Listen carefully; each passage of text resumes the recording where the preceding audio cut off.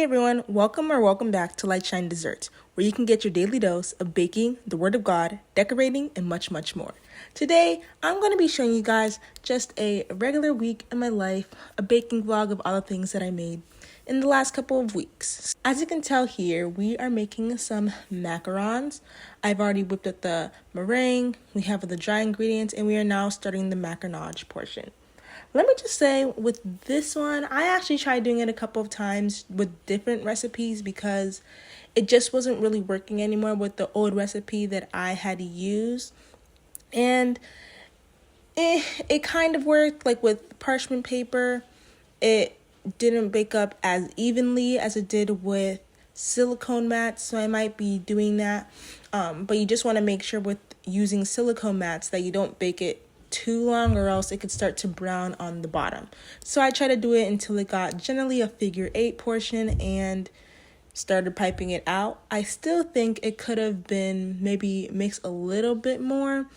It didn't spread really that much, but it's still a little bit grainy, not as smooth piping out, but still generally okay. I basically use my silicone mats as a template because it just helps being able to get the exact size for everything. And the next thing that we are going to be making is some yummy vanilla cupcakes.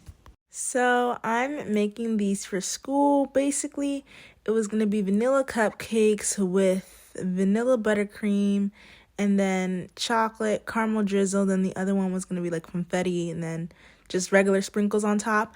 I actually wanted to do those ones with like a strawberry jam in the middle, but didn't really end up getting to do that, so I'll just have to expand on the flavors another time.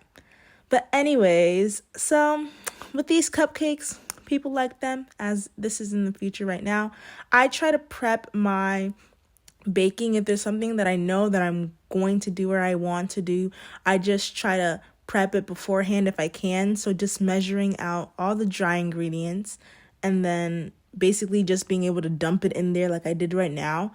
So then it's not a huge mess of like dry ingredients mixing, wet ingredients mixing, and all I have to do is use the stand mixer, add everything in, and then there you go. So here's what they look like in the end. Pretty nice. Here's it with the drizzle and all that. And yeah, we also did some cooking, chicken Alfredo in culinary. I don't like it, never really did. And here's another set of vanilla cupcakes that I made just to quickly make and test out.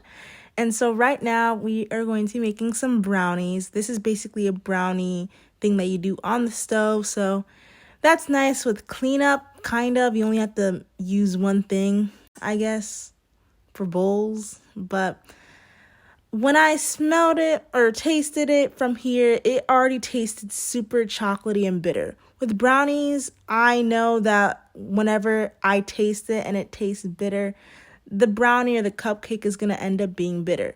That's what I usually tend to see happen whenever I make things like brownies. I've made it like 9 to 10 times or more, and most of them have always been bitter because those recipes, I guess, they just like theirs super chocolatey with that little bitter aftertaste. I don't like that. I like it sweet, but also chocolatey.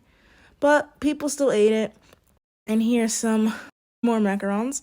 And here's also some pizza we made in culinary. And right now we are making some muffins. And I had blueberry, cinnamon brown sugar, and chocolate chip. Sugar cookies I brought to school again. And here are another set of brownies. So those other ones were brownie bites. These were actual brownies.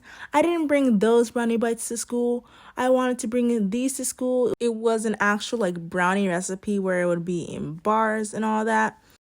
I made sure to find a recipe that I wouldn't waste it on because it would be too bitter, it wouldn't bake correctly, or whatever. So I used circle pans because I can't find my square one. They look great, but it didn't work out. It was still not sweet enough and too overly chocolate.